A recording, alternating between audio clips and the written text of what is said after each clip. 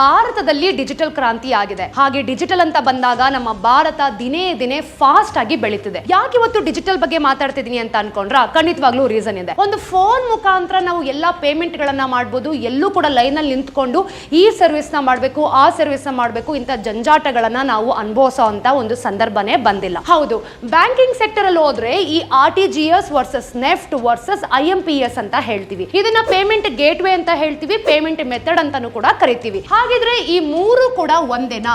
ಈ ಮೂರಕ್ಕೂ ಡಿಫರೆನ್ಸ್ ಇಲ್ವಾ? ಇದನ್ನ ನಾವು ದುಡ್ಡನ್ನ ಕಳಿಸೋ ವಿಧಾನವಾಗಿ ಯೂಸ್ ಮಾಡ್ತೀವಿ. ಈ ಮೂರಲ್ಲಿ ಯಾವುದು ಬೆಸ್ಟ್? ಈ ಪೇಮೆಂಟ್ ಮೆಥಡ್ ಗಳಿಂದ ನನ್ನ ಬ್ಯಾಂಕ್ ಇಂದ ಇನ್ನೊಂದು ಬ್ಯಾಂಕ್ ಗೆ ಬೆನಿಫಿಷಿಯರಿ ಅಕೌಂಟ್ ಅನ್ನ ಆಡ್ ಮಾಡಿ ದುಡ್ಡನ್ನ ಕಳಿಸಬೇಕಾದ್ರೆ ಚಾರ್ಜ್ ಏನಾದ್ರೂ ಆಗುತ್ತಾ? ನಾನು ಯಾವ ರೀತಿ ಯೂಸ್ ಮಾಡಬಹುದು ಅಂತ ನೀವೇನಾದ್ರೂ ಕೇಳ್ತಿದ್ರೆ ಖಂಡಿತವಾಗ್ಲೂ ಈ ವಿಡಿಯೋಲಿ ಡೀಟೇಲ್ಡ್ ಆಗಿ ತಿಳಿಸ್ಕೊಡ್ತೀನಿ. ಈ ವಿಡಿಯೋನ ಕೊನೆ ತನಕ ನೋಡಿ. ಹಾಗೆ ಚಾನಲ್ಗೆ ಸಬ್ಸ್ಕ್ರೈಬ್ ಮಾಡಿಲ್ಲ ಅಂತಂದ್ರೆ ಈಗಲೇ ಸಬ್ಸ್ಕ್ರೈಬ್ ಮಾಡ್ಕೊಳ್ಳಿ. ವೆಲ್ಕಮ್ ಟು ಫ್ರೀಡಮ್ ಮನಿ ಕನ್ನಡ. ನಾನು ನಿಮ್ಮ ಚಂದನಾ ಗೌಡ. ನಾನು ನಿಮ್ಗೆ ಹೇಳಿದೆ RTGS versus NEFT versus IMPS ಅಂದ್ರೆ ಏನು ಅಂತ. ಇದನ್ನ ಬ್ಯಾಂಕಿಂಗ್ ಸೆಕ್ಟರ್ ಅಲ್ಲಿ ನಾವು ಒಂದು ಪೇಮೆಂಟ್ ಮೆಥಡ್ ಹಾಗೂ ಪೇಮೆಂಟ್ ಗೇಟ್ ವೇ ಆಗಿ ಯೂಸ್ ಮಾಡ್ತೀವಿ. ಹೌದು, ಈ ಪೇಮೆಂಟ್ ಗಳನ್ನ ಮಾಡೋದಕ್ಕೆ ಬ್ಯಾಂಕಿಂಗ್ ಅಲ್ಲಿ ಒಂದು ಈಸಿ ಆಯ್ತು ಅಂತಾನೆ ಹೇಳ್ಬೋದು. ಮುಂಚೆ ಎಲ್ಲ ನೀವು ನೋಡಿದ್ರೆ ಲೈನ್ ಅಲ್ಲಿ ನಿಂತ್ಕೊಂಡು ರಜೆಗಳೇನಾದ್ರೂ ಇದ್ರೆ ಅರ್ಜೆಂಟ್ ಆಗಿ ನಾವು ಪೇಮೆಂಟ್ ಏನಾದ್ರೂ ಮಾಡಬೇಕು ಅಂತಂದ್ರೆ ತುಂಬಾ ಪ್ರಾಬ್ಲಮ್ ಅನ್ನ ಅನುಭವಿಸ್ತಿದ್ವಿ. ಆದ್ರೆ ಈಗ ಒಂದು ಮೊಬೈಲ್ ಇಂದ ನಿಂತಿದ್ದ ಜಾಗದಲ್ಲೇ ಅವಶ್ಯಕತೆ ಇರುವಂತ ಸಂದರ್ಭದಲ್ಲಿ ಪೇಮೆಂಟ್ ಅನ್ನ ನಮ್ಮ ಬ್ಯಾಂಕ್ ಇಂದ ಇನ್ನೊಂದು ಬ್ಯಾಂಕ್ ಗೆ ನಾವು ಆರಾಮವಾಗಿ ಕಳಿಸಬಹುದು. ಹಾಗಿದ್ರೆ ಮೊದಲನೇದು RTGS. ಇದನ್ನ ರಿಯಲ್ ಟೈಮ್ ಗ್ರೋಸ್ ಸೆಟಲ್ಮೆಂಟ್ ಅಂತ ಹೇಳ್ತಾರೆ. ಈ ಹೆಸರಲ್ಲೇ ನಾವು ನೋಡ್ತೀವಿ, ಅಂದ್ರೆ ರಿಯಲ್ ಟೈಮ್ ಅಲ್ಲಿ ಒಂದು ಫಂಡ್ ಟ್ರಾನ್ಸ್ಫರ್ ಏನಿರುತ್ತೆ ಅದನ್ನ ನಮ್ಮ ಬ್ಯಾಂಕ್ ಇಂದ ಇನ್ನೊಂದು ಬ್ಯಾಂಕ್ ಗೆ ಕಳಿಸುವಂತದ್ದು. ಎರಡನೇದು ಬಂದು NEFT, national electronic fund transfer ಅಂತ ಹೇಳ್ತಾರೆ. ಮೂರನೇದು IMPS ಅಂದ್ರೆ ಇಮಿಡಿಯೇಟ್ ಪೇಮೆಂಟ್ ಸರ್ವಿಸ್ ಅಂತ ಹೇಳ್ತಾರೆ. ಈ ಮೂರನ್ನು ಸಹ ನಾವು ಪೇಮೆಂಟ್ ಅನ್ನ ಟ್ರಾನ್ಸ್ಫರ್ ಮಾಡೋದಕ್ಕೆ, ಅಂದ್ರೆ ನನ್ನ ಅಕೌಂಟ್ ಇಂದ ಇನ್ನೊಂದು ಆಪೋಸಿಟ್ ಅಕೌಂಟ್ ಏನಿರುತ್ತೆ ಅದನ್ನ ಬೆನಿಫಿಷಿಯರಿ ಆಗಿ ನಾನು ಆಡ್ ಮಾಡಿರ್ತೀನಲ್ವಾ, ಅವ್ರಿಗೆ ಕಳ್ಸೋದಕ್ಕೆ ನಾನು ಯೂಸ್ ಮಾಡ್ತೀನಿ. ಹಾಗಿದ್ರೆ ಈ ಮೂರು ಕೂಡ ಒಂದೇನಾ? ಇದಕ್ಕೇನು ಡಿಫ್ರೆನ್ಸ್ ಇಲ್ವಾ? ಈ ಮೂರನ್ನು ಸಹ ನಾನು ಪೇಮೆಂಟ್ ಮೆಥಡ್ ಆಗಿ ಯೂಸ್ ಮಾಡ್ತೀನಿ, ಸರಿ. ಈ ಮೂರಲ್ಲೂ ಕೂಡ ಚಾರ್ಜಬಲ್ ಇಲ್ವಾ ಅಂತ ನೀವೇನಾದ್ರೂ ಕೇಳ್ತಿದ್ರೆ ಹೋಗ್ತಾ ಹೋಗ್ತಾ ಡೀಟೇಲ್ಡ್ ಆಗಿ ನಾನು ತಿಳಿಸ್ಕೊಡ್ತೀನಿ. ಮೊದಲನೇದು RTGS ಅಂದ್ರೆ ರಿಯಲ್ ಟೈಮ್ ಗ್ರೋಸ್ ಸೆಟಲ್ಮೆಂಟ್ ಅಂತ ವರ್ಡ್ ಅಲ್ಲೇ ನಿಮಗೆ ತೋರಿಸ್ತಿದೆ. ರಿಯಲ್ ಟೈಮ್ ಅಲ್ಲಿ ನೀವು ದುಡ್ಡನ್ನ ಒಂದು ಬ್ಯಾಂಕ್ ಇಂದ ಇನ್ನೊಂದು ಬ್ಯಾಂಕ್ ಗೆ ಕಳಿಸಬಹುದು. ಬೆನಿಫಿಷಿಯರಿ ಆಗಿ ನೀವು ಏನ್ ಆಡ್ ಮಾಡಿರ್ತೀರಾ ಅಲ್ವಾ, ಅವ್ರ ಅಕೌಂಟ್ ಗೆ ನೀವು ದುಡ್ಡನ್ನ ಕಳಿಸಬಹುದು. ಸೊ RTGS ಸ್ಟಾರ್ಟ್ ಆಗಿದ್ದು ಬಂದು 2004ರಲ್ಲಿ. ಮುಂಚೆ ಎಲ್ಲ ಏನಿತ್ತು ಅಂತ ಅಂದ್ರೆ ಕೇವಲ 5 ವರ್ಕಿಂಗ್ ಡೇಸ್ ಮಾತ್ರ ಇತ್ತು. ಅಂದ್ರೆ 5 ಟೈಮ್ಸ್ ಮಾತ್ರ ನೀವು ಟ್ರಾನ್ಸ್ಫರ್ ಮಾಡಬಹುದಾಗಿತ್ತು. ಆದ್ರೆ 2020ರಲ್ಲಿ RBI ಗೈಡ್ಲೈನ್ಸ್ ಅನ್ನ ಕೊಡ್ತು. ಯಾಕೆ ಅಂತಂದ್ರೆ ಡಿಜಿಟಲ್ ಕ್ರಾಂತಿ ಅಷ್ಟು ಆಗ್ತಿರೋ ಅಂತ ಕಾರಣದಿಂದ ನೀವು RTGS ಬ್ಯಾಂಕ್ ಅಲ್ಲಿ ಏನ್ ಮಾಡ್ತೀರಾ ಅಂತಂದ್ರೆ 24/7 ವರ್ಕ್ ಮಾಡಬೇಕು. ಅಂದ್ರೆ ಮುಂಚೆ ಇದ್ದಿದ್ದು ಕೇವಲ 5 ಟೈಮ್ಸ್ ನೀವು ಟ್ರಾನ್ಸ್ಫರ್ ಮಾಡಬಹುದಾಗಿತ್ತು. ಈಗ 24/7 ನೀವು RTGS ನ ಮಾಡಬಹುದು. ರಿಯಲ್ ಟೈಮ್ ಗ್ರೋಸ್ ಸೆಟಲ್ಮೆಂಟ್ ಏನಿರುತ್ತೆ ಅದನ್ನ ನೀವು ಈ ಜಾಗದಿಂದ ಇನ್ನೊಂದು ಜಾಗಕ್ಕೆ, ಅಂದ್ರೆ ನನ್ನ ಬ್ಯಾಂಕ್ ಅಕೌಂಟ್ ಇಂದ ಇನ್ನೊಂದು ಬೆನಿಫಿಷಿಯರಿ ಬ್ಯಾಂಕ್ ಅಕೌಂಟ್ ನಾನು ಏನನ್ನ ಆಡ್ ಮಾಡಿ ಅವ್ರಿಗೆ RTGS ನ ನಾನು ಯಾವ ಟೈಮ್ ಅಲ್ಲಿ ಬೇಕಾದ್ರೂ ನಾನು ಟ್ರಾನ್ಸ್ಫರ್ ಅನ್ನ ಮಾಡಬಹುದು. ಹಾಗಿದ್ರೆ ಈ RTGS ಯಾವ ವಿಧಾನವಾಗಿ ವರ್ಕ್ ಆಗುತ್ತೆ, ಯಾವ ಮೀಡಿಯಂ ಅಲ್ಲಿ ನಾವು ಕಳಿಸಬಹುದು? ಆನ್ಲೈನ್ ಅಲ್ಲೂ ಕಳಿಸಬಹುದು, ಆಫ್ಲೈನ್ ಅಲ್ಲೂ ಕಳಿಸಬಹುದು. ಸೊ ನಾನು ಬೇರೆ ಒಂದು ಬ್ಯಾಂಕ್ ಅಕೌಂಟ್ ಗೆ RTGS ಮಾಡ್ತಿದ್ದೀನಿ ಅಂತಂದ್ರೆ ಅದಕ್ಕೆ ಜಾಸ್ತಿ ಟೈಮ್ ತಗೊಳ್ಳೋದಿಲ್ಲ. ಅದಕ್ಕೆ ಅದನ್ನ ರಿಯಲ್ ಟೈಮ್ ಗ್ರೋಸ್ ಸೆಟಲ್ಮೆಂಟ್ ಅಂತ ಹೇಳ್ತಾರೆ. ಇಲ್ಲಿ ಆನ್ಲೈನ್ ಅಂತ ಬಂದಾಗ ನಿಮಗೆ ಮಿನಿಮಮ್ 2 ಲಕ್ಷದಿಂದ ಮ್ಯಾಕ್ಸಿಮಮ್ 25 ಲಕ್ಷದವರೆಗೂ ಕಳಿಸಬಹುದು. ಹೌದು, ನಿಮ್ಮ ಹತ್ರ ಮೊಬೈಲ್ ಇತ್ತು, ಅದರಲ್ಲಿ ಇಂಟರ್ನೆಟ್ ಇತ್ತು, ನಿಮ್ಮ ಹತ್ರ ನೆಟ್ ಬ್ಯಾಂಕಿಂಗ್ ಮತ್ತೆ ಫೋನ್ ಬ್ಯಾಂಕಿಂಗ್ ಏನಾದರೂ ಇದೆ ಅಂತಂದ್ರೆ ಬೆನಿಫಿಷಿಯರಿ ಅಕೌಂಟ್ ಅನ್ನ ನೀವು ಆಡ್ ಮಾಡಬೇಕಾಗತ್ತೆ. ಅಂದ್ರೆ ಚಂದನ ಬಂದು ಸಂಜನಾಗೆ ದುಡ್ಡನ್ನ ಕಳಿಸ್ಬೇಕಾಗತ್ತೆ. ಆಗ ನಾನು ಏನ್ ಮಾಡ್ತೀನಿ, ಸಂಜನಾ ಅಕೌಂಟ್ ಅನ್ನ ತಗೊಳ್ತೀನಿ. ಅವರ ರಿಯಲ್ ನೇಮ್, ಅವರ ಬ್ಯಾಂಕ್ ಅಡ್ರೆಸ್, IFSC ಕೋಡ್ ಮತ್ತೆ ಬ್ಯಾಂಗ್ಳೂರ್ದು ಏನ್ ಪಿನ್ ಕೋಡ್ ಇದೆ ಪ್ರತಿಯೊಂದನ್ನು ನಾನು ಆಡ್ ಮಾಡಿ ಇಟ್ಕೊಳ್ತೀನಿ. ಹೌದು, ನನ್ನ ಬ್ಯಾಂಕ್ ಅಕೌಂಟ್ ಅಲ್ಲಿ ನಾನು ಯಾರಿಗಾದ್ರೂ ದುಡ್ಡನ್ನ ಕಳಿಸ್ಬೇಕು ಅಂತಂದ್ರೆ ಮುಂಚಿತವಾಗಿನೇ ಬೆನಿಫಿಷಿಯರಿ ಅಕೌಂಟ್ ಅಂತ ಆಡ್ ಮಾಡಬೇಕಾಗತ್ತೆ. ಅದು ಆಡ್ ಮಾಡಿದ ತಕ್ಷಣ ನಾವು ಈಸಿಯಾಗಿ ದುಡ್ಡನ್ನ ಕಳಿಸಬಹುದು. ಬೆನಿಫಿಷಿಯರಿ ಅಕೌಂಟ್ ಯಾಕೆ ಆಡ್ ಮಾಡಬೇಕು ಅಂತಂದ್ರೆ ಸಮ್ ಟೈಮ್ಸ್ ನಾವು ದುಡ್ಡನ್ನ ಕಳಿಸಬೇಕಾದ್ರೆ ನಾವು ಸ್ಮಾಲ್ ಮಿಸ್ಟೇಕ್ಸ್ ಅನ್ನ ಮಾಡ್ತೀವಿ. ಆ ರೀತಿ ಮಾಡಬಾರ್ದು ಅಂತ ಇದ್ರೆ ನಾವು ಬೆನಿಫಿಷಿಯರಿ ಅಕೌಂಟ್ ಅನ್ನ ಮುಂಚಿತವಾಗಿಯೇ ಆಡ್ ಮಾಡಬೇಕಾಗತ್ತೆ. ಸೊ ಆನ್ಲೈನ್ ನಲ್ಲಿ ನೀವು ಮಿನಿಮಮ್ 2 ಲಕ್ಷದಿಂದ ಮ್ಯಾಕ್ಸಿಮಮ್ 25 ಲಕ್ಷದವರೆಗೂ ಕಳಿಸಬಹುದು. ಹಾಗೇನೆ RTGS 24/7 ವರ್ಕ್ ಆಗುತ್ತೆ. ಆಫ್ಲೈನ್ ಅಂತಂದ್ರೆ ನೀವು ಬ್ಯಾಂಕ್ ಬ್ರಾಂಚ್ ನ ವಿಸಿಟ್ ಮಾಡ್ತೀರಾ. ICICI ಅಥವಾ HDFC ಅಲ್ಲಿ ನಿಮ್ಮ ಬ್ಯಾಂಕ್ ಅಕೌಂಟ್ ಇದೆ ಅಂತ ಅನ್ಕೊಳ್ಳಿ. ಆಫ್ಲೈನ್ ಅಂದ್ರೆ ನೀವು ಬ್ಯಾಂಕ್ ಬ್ರಾಂಚ್ ಗೆ ವಿಸಿಟ್ ಮಾಡ್ತೀರಾ. 2 ಲಕ್ಷದಿಂದ 25 ಲಕ್ಷ ಇರುತ್ತಲ್ಲ, ಅದಕ್ಕಿಂತ ನೀವು ಜಾಸ್ತಿ ದುಡ್ಡನ್ನ ಕಳಿಸ್ಬೇಕು ಅಂತ ಅನ್ಕೊಳ್ಳಿ. ಆಗೇನ್ ಮಾಡ್ತೀರಾ, ನೀವು ಆಫ್ಲೈನ್ ಅಲ್ಲಿ ವಿಸಿಟ್ ಮಾಡಿ, ಇಲ್ಲಿ ನೋ ಲಿಮಿಟ್ಸ್, ನೀವು ಎಷ್ಟು ಬೇಕಾದ್ರೂ ದುಡ್ಡನ್ನ ಕಳಿಸ್ಬೋದು. ನಿಮ್ಮ ಹತ್ರ 1 ಕೋಟಿ ಇದೆ ಅಥವಾ 50 ಲಕ್ಷ ಇದೆ, 75 ಲಕ್ಷ ಇದೆ ಅಂದ್ರೂ ಕೂಡ ನೀವು ಲಿಮಿಟ್ ಇಲ್ಲದೆ ಇರೋ ರೀತಿ ಆಫ್ಲೈನ್ ಅಲ್ಲಿ ದುಡ್ಡನ್ನ ಕಳಿಸ್ಬೋದು. ಇದು RTGS ಕೆಳಗಡೆ.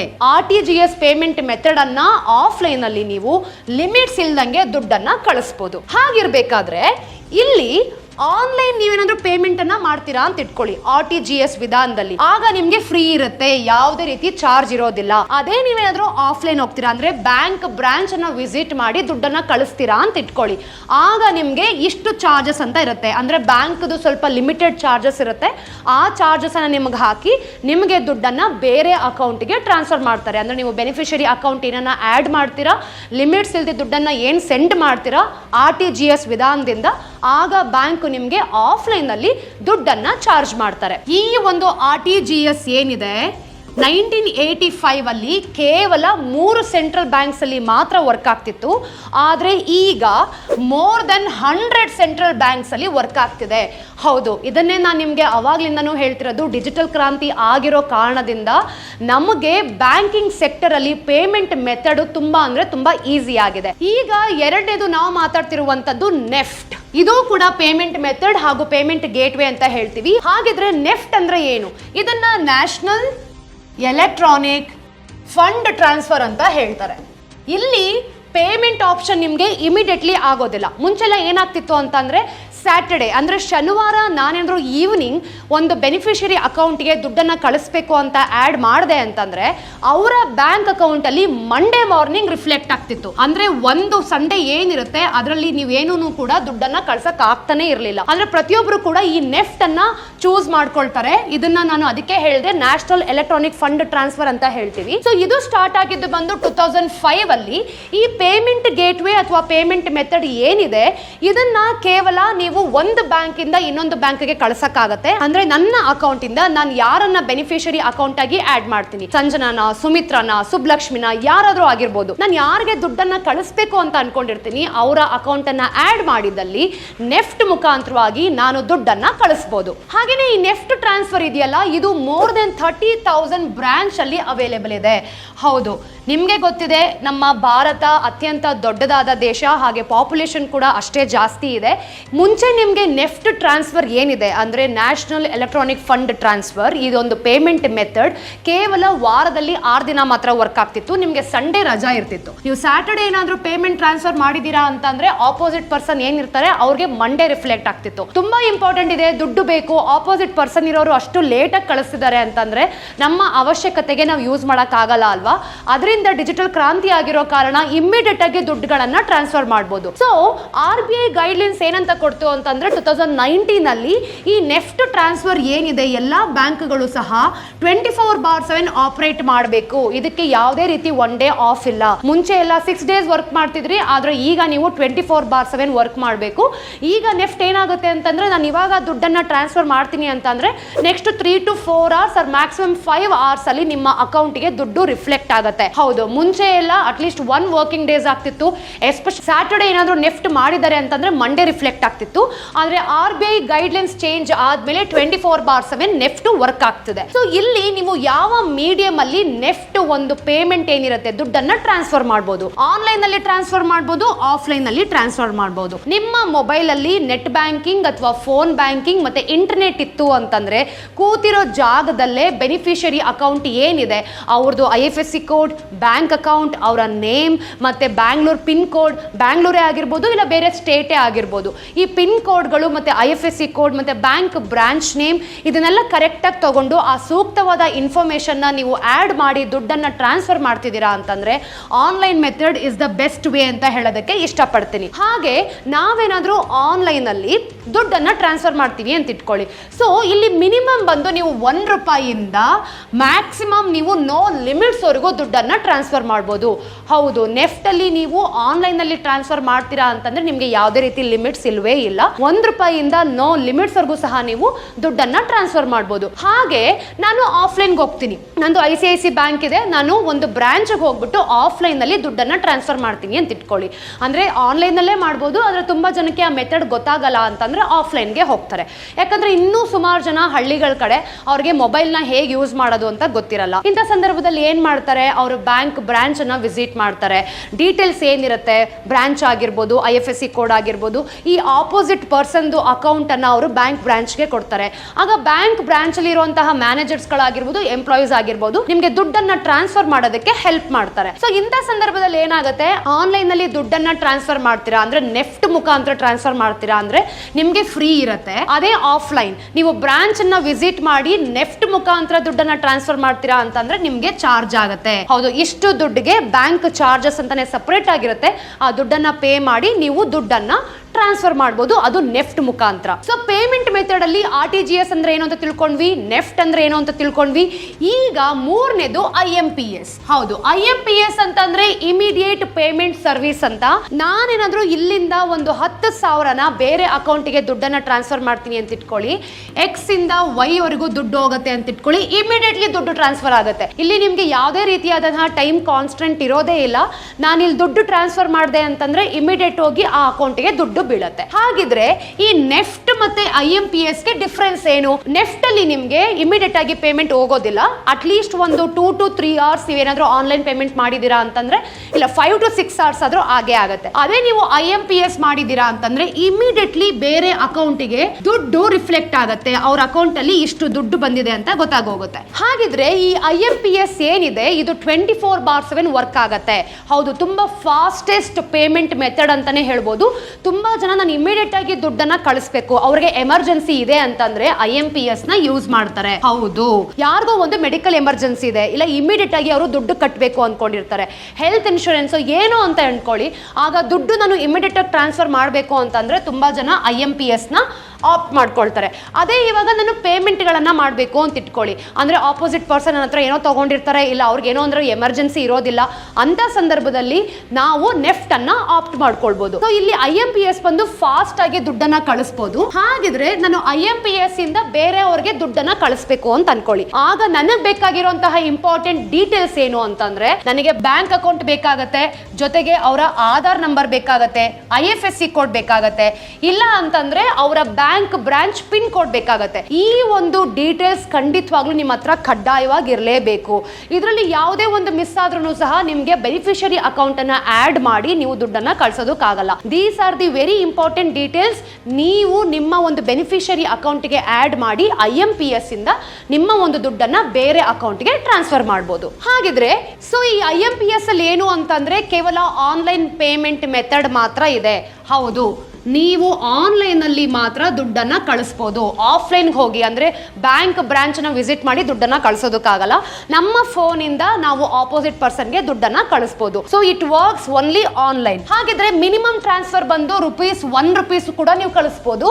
ಮ್ಯಾಕ್ಸಿಮಮ್ ಟ್ರಾನ್ಸ್ಫರ್ ಬಂದು 2 ಲಕ್ಷ ಅಷ್ಟೇ. IMPS ಅಲ್ಲಿ ನೀವು ಕೇವಲ 2 ಲಕ್ಷವರೆಗೂ ಅಷ್ಟೇ ದುಡ್ಡನ್ನ ಕಳಿಸ್ಬೋದು, ಅದು ಕೂಡ ಕೇವಲ ಆನ್ಲೈನ್ ಅಲ್ಲಿ. ನೆಟ್ ಬ್ಯಾಂಕಿಂಗ್ ಅಥವಾ ಮೊಬೈಲ್ ಬ್ಯಾಂಕಿಂಗ್ ನಿಮ್ಮ ಹತ್ರ ಏನಾದ್ರೂ ಇತ್ತು ಅಂತಂದ್ರೆ ಆನ್ಲೈನ್ ಅಲ್ಲಿ ಮಾತ್ರ ನಾನು ಬೇರೆಯವ್ರಿಗೆ 2 ಲಕ್ಷವರೆಗೂ ದುಡ್ಡನ್ನ ಕಳಿಸ್ಬೋದು. ಸೊ ಈ IMPS 24/7 ವರ್ಕ್ ಆಗುತ್ತೆ. ಇಲ್ಲೂ ಕೂಡ ನಿಮ್ಗೆ ಯಾವುದೇ ಟೈಮ್ ಕಾನ್ಸ್ಟೆಂಟ್ ಇಲ್ಲ. ಹಾಗೇನೆ one of the most fastest payment method ಅಂತ ಹೇಳ್ಬೋದು. ಇಮಿಡಿಯೇಟ್ಲಿ ನಾವು ದುಡ್ಡನ್ನ ಬೇರೆಯವ್ರಿಗೆ ಕಳಿಸ್ಬೋದು. ಆದರೆ ಇಲ್ಲಿ ನಿಮಗೆ ಈ ಸರ್ವಿಸ್ಗೆ ದುಡ್ಡು ಚಾರ್ಜ್ ಆಗುತ್ತೆ, ಪ್ಲಸ್ GSTನೂ ಕೂಡ ಆ್ಯಡ್ ಮಾಡ್ತಾರೆ. ಇಲ್ಲಿ ನಿಮಗೆ ಯಾವುದೇ ರೀತಿಯಾದಂತಹ ಫ್ರೀ ಅನ್ನೋದು ಇರೋದೇ ಇಲ್ಲ. ಅದಕ್ಕೆ ನಾನು ಹೇಳಿದೆ, ತುಂಬಾ ಜನ ನೆಫ್ಟ್ ಮತ್ತೆ RTGS ನ ಆಪ್ಟ್ ಮಾಡ್ಕೊಳ್ಳೋದು ಇದೇ ಕಾರಣ. ನನ್ನ ಒಂದು ದುಡ್ಡನ್ನ ಪೇಮೆಂಟ್ ಆಗಿ ಬೇರೆಯವರು ಟ್ರಾನ್ಸ್ಫರ್ ಮಾಡ್ತಿದ್ದೀನಿ ಅಂತಂದ್ರೆ ನಾನು ಯಾಕೆ ಚಾರ್ಜ್ ನ ಕಟ್ಟಬೇಕು ಅಂತ ತುಂಬಾ ಜನ IMPS ನ ಆಪ್ಟ್ ಮಾಡ್ಕೊಳ್ಳಲ್ಲ. ಅದಕ್ಕೆ ನಾನು ಹೇಳಿದ್ದು RTGS, IMPS, ನೆಫ್ಟ್ ಮೂರು ಕೂಡ ಪೇಮೆಂಟ್ ಗೇಟ್ವೇ ಪೇಮೆಂಟ್ ಮೆಥಡ್. ಒಂದೊಂದಕ್ಕೂ ಒಂದು ಅಡ್ವಾಂಟೇಜಸ್ ಇದೆ, ಡಿಸ್ಅಡ್ವಾಂಟೇಜಸ್ ಇದೆ. ಸ್ನೇಹಿತರೆ, RTGS real time gross settlement, NEFT national electronic fund transfer, IMPS immediate payment service. ಈ ಮೂರಕ್ಕೂ ಕೂಡ ಅದರದೇ ಆದ ಅಡ್ವಾಂಟೇಜಸ್ ಇದೆ, ಡಿಸ್ಅಡ್ವಾಂಟೇಜಸ್ ಇದೆ. ನಿಮ್ಗೆ ಇನ್ನೂ ಸಿಂಪಲ್ ಆಗಿ ತಿಳಿಸಬೇಕು ಅಂತಂದ್ರೆ ಪ್ರಾಕ್ಟಿಕಲ್ ಆಗಿ ನಾನು ನಿಮ್ಗೆ ಇವಾಗ ಹೇಳ್ಕೊಡ್ತೀನಿ. ಓಕೆ, ಪೇಮೆಂಟ್ ಮೆಥಡ್ ಅಂತ ಬಂದಾಗ ಆನ್ಲೈನ್ ಮತ್ತೆ ಆಫ್ಲೈನ್ ನಲ್ಲಿ ನೆಫ್ಟ್ ಅನ್ನ ನಾವು ಚೂಸ್ ಮಾಡ್ಕೊಳ್ಬಹುದು. ಅದೇ RTGS ಅಲ್ಲೂ ಕೂಡ 2 ಪೇಮೆಂಟ್ ಮೆಥಡ್ ಆಗುತ್ತೆ. IMPS ಕೇವಲ ಆನ್ಲೈನ್ ಪೇಮೆಂಟ್ ಮೆಥಡ್ ಆಗುತ್ತೆ. ಅದೇ ಮಿನಿಮಮ್ ಟ್ರಾನ್ಸ್ಫರ್ ಅಂತ ಬಂದಾಗ ನೆಫ್ಟ್ ಅಲ್ಲಿ ನಾವು ₹1 ಕೂಡ ಕಳಿಸಬಹುದು. RTGS ಅಲ್ಲಿ ಮಿನಿಮಮ್ 2 ಲಕ್ಷ ಇರಬೇಕು. ಹಾಗೆ IMPS ಅಲ್ಲಿ ಮಿನಿಮಮ್ ₹1 ಕೂಡ ಟ್ರಾನ್ಸ್ಫರ್ ಮಾಡಬಹುದು. ಅದೇ ಮ್ಯಾಕ್ಸಿಮಮ್ ಟ್ರಾನ್ಸ್ಫರ್ ವ್ಯಾಲ್ಯೂ ಅಂತ ಬಂದಾಗ ನೆಫ್ಟ್ ಅಲ್ಲಿ ಯಾವುದೇ ಲಿಮಿಟ್ ಇಲ್ಲ. RTGS ಅಲ್ಲಿ ಆನ್ಲೈನ್ ಅಂತ ಬಂದಾಗ ಕೇವಲ 25 ಲಕ್ಷ ಕಳಿಸಬೇಕು. ಆಫ್ಲೈನ್ ಅಂತ ಬಂದಾಗ ನೋ ಲಿಮಿಟ್ ವರೆಗೂ ನೀವು ದುಡ್ಡನ್ನ ಕಳಿಸಬಹುದು. ಅದೇ IMPS ಅಲ್ಲಿ ಮ್ಯಾಕ್ಸಿಮಮ್ ಟ್ರಾನ್ಸ್ಫರ್ ಬಂದು 2 ಲಕ್ಷವರೆಗೂ ಇರುತ್ತೆ. ಅದೇ ಟೈಪ್ ಆಫ್ ಸೆಟಲ್ಮೆಂಟ್ ಅಂತ ಬಂದಾಗ ನೆಫ್ಟ್ ಅಲ್ಲಿ ಬ್ಯಾಚಸ್ ಅಂತ ಇರುತ್ತೆ. ಅದೇ RTGS ಅಲ್ಲಿ 1-on-1 ಸೆಟಲ್ಮೆಂಟ್ ಇರುತ್ತೆ. IMPS ಅಲ್ಲೂ ಕೂಡ 1-on-1 ಸೆಟಲ್ಮೆಂಟ್ ಇರುತ್ತೆ. ಅದೇ ಸ್ಪೀಡ್ ಆಫ್ ಸೆಟಲ್ಮೆಂಟ್ ಅಂತ ಬಂದಾಗ ನೆಫ್ಟ್ ಅಲ್ಲಿ ಮಿನಿಮಮ್ 2 ಅವರ್ಸ್ ಇರುತ್ತೆ. RTGS ಅಲ್ಲಿ ಇಮಿಡಿಯೇಟ್ ಆಗಿ ಪೇಮೆಂಟ್ ಹೋಗುತ್ತೆ. ಅದೇ IMPS ಅಲ್ಲೂ ಕೂಡ ಇಮಿಡಿಯೇಟ್ಲಿ ಪೇಮೆಂಟ್ ಹೋಗುತ್ತೆ. ಸರ್ವಿಸ್ ಅವೈಲಬಿಲಿಟಿ ಅಂತ ಬಂದಾಗ ಆನ್ಲೈನ್ ನಲ್ಲಿ ನೆಫ್ಟ್ 24/7 ಕೆಲಸ ಮಾಡುತ್ತೆ. ಆಫ್ಲೈನ್ ಅಂತ ಬಂದಾಗ ನೀವು ಕೇವಲ ಬ್ಯಾಂಕಿಂಗ್ ಅವರ್ಸ್ ಅಲ್ಲಿ ಮಾತ್ರ ವಿಸಿಟ್ ಮಾಡಬೇಕು. ಅದೇ RTGS ಸರ್ವಿಸ್ ಅವೈಲಬಿಲಿಟಿ ಅಂತ ಬಂದಾಗ ಆನ್ಲೈನ್ 24/7 ಕೆಲಸ ಮಾಡುತ್ತೆ. ಆಫ್ಲೈನ್ ಕೇವಲ ಬ್ಯಾಂಕಿಂಗ್ ಅವರ್ಸ್ ಅಲ್ಲಿ ಮಾತ್ರ ನೀವು ವಿಸಿಟ್ ಮಾಡಬೇಕು. ಇನ್ನು IMPS ಅಲ್ಲಿ ಸರ್ವಿಸ್ ಅವೈಲಬಿಲಿಟಿ ಆನ್ಲೈನ್ 24/7 ನೀವು ಟ್ರಾನ್ಸ್ಫರ್ ಮಾಡಬಹುದು. ಟ್ರಾನ್ಸಾಕ್ಷನ್ ಫೀ ಅಂತ ಬಂದಾಗ ನೆಫ್ಟ್ ಅಲ್ಲಿ ಆನ್ಲೈನ್ ಫ್ರೀ ಇರುತ್ತೆ, ಆಫ್ಲೈನ್ ಚಾರ್ಜ್ ಆಗುತ್ತೆ. RTGS ಅಲ್ಲಿ ಆನ್ಲೈನ್ ಫ್ರೀ ಇರುತ್ತೆ, ಆಫ್ಲೈನ್ ಕೂಡ ಚಾರ್ಜ್ ಮಾಡ್ತಾರೆ. ಅದೇ ನೀವು IMPS ಅಲ್ಲಿ ಆನ್ಲೈನ್ ಅಲ್ಲಿ ದುಡ್ಡೇನಾದ್ರೂ ಟ್ರಾನ್ಸ್ಫರ್ ಮಾಡ್ತಿದ್ದೀರಾ ಅಂತಂದ್ರೆ ನಿಮ್ಗೆ ಇಷ್ಟು ಮಿನಿಮಮ್ ಚಾರ್ಜ್ ಅಂತ ಖಂಡಿತವಾಗ್ಲೂ ಆಗುತ್ತೆ. ಸೊ ನಿಮ್ಮೆಲ್ರಿಗೂ ಕೂಡ ಇವತ್ತಿನ ವಿಡಿಯೋ ಅಲ್ಲಿ RTGS ಅಂದ್ರೆ ಏನು, ನೆಫ್ಟ್ ಅಂದ್ರೆ ಏನು, ಹಾಗೇನೆ IMPS ಅಂದ್ರೆ ಏನು ಅಂತ ಗೊತ್ತಾಗಿದೆ ಅಂತ ಅನ್ಕೊಂಡಿದೀನಿ. ಸೊ ಇನ್ಮೇಲೆ ಯಾರಿಗಾದ್ರೂ ದುಡ್ಡು ಕಳಿಸ್ಬೇಕಾದ್ರೆ ನಿಮಗೆ ಸೂಕ್ತವಾದ ಪೇಮೆಂಟ್ ಮೆಥಡ್ ಯಾವುದು ಅನ್ನೋದನ್ನ ಚೂಸ್ ಮಾಡ್ಕೊಂಡು ದುಡ್ಡನ್ನ ಕಳಿಸಿ. ಈ ವಿಡಿಯೋ ಇಷ್ಟ ಆದಲ್ಲಿ ಲೈಕ್ ಮಾಡಿ, ಶೇರ್ ಮಾಡಿ, ಸಬ್ಸ್ಕ್ರೈಬ್ ಮಾಡಿ. ಹಾಗೆ ನಮ್ಮ ಫ್ರೀಡಮ್ ಆ್ಯಪ್ನು ಕೂಡ ಡೌನ್ಲೋಡ್ ಮಾಡ್ಕೊಳ್ಳಿ. ನಮ್ಮಲ್ಲಿ 1000ಕ್ಕೂ ಹೆಚ್ಚಿನ ಕೋರ್ಸ್ಗಳಿದೆ. ಫಿನಾನ್ಸ್ ಆಗಿರ್ಬೋದು, ಅಗ್ರಿಕಲ್ಚರ್ ಆಗಿರ್ಬೋದು, ಹಾಗೆ ಬಿಸ್ನೆಸ್ ಆಗಿರ್ಬೋದು. ನಿಮಗೆ ಯಾವ ಫೀಲ್ಡಲ್ಲಿ ಇಂಟ್ರೆಸ್ಟ್ ಇರುತ್ತೋ ಆ ಫೀಲ್ಡಲ್ಲಿ ಸಕ್ಸಸ್ಫುಲ್ ಆಗಿರುವಂತಹ ಮೆಂಟರ್ಸ್ ನಿಮಗೆ ಫೋನ್ ಮುಖಾಂತರ ಗೈಡ್ ಮಾಡ್ತಾರೆ. ಮತ್ತಷ್ಟು ಇನ್ಫಾರ್ಮೇಟಿವ್ ವಿಡಿಯೋ ಒಂದಿಗೆ ನಾನು ಬರ್ತೀನಿ. ಅಲ್ಲಿ ತನಕ ಟೇಕ್ ಕೇರ್. ನಾನು ನಿಮ್ಮ ಚಂದನ, ಸೈನಿಂಗ್ ಆಫ್.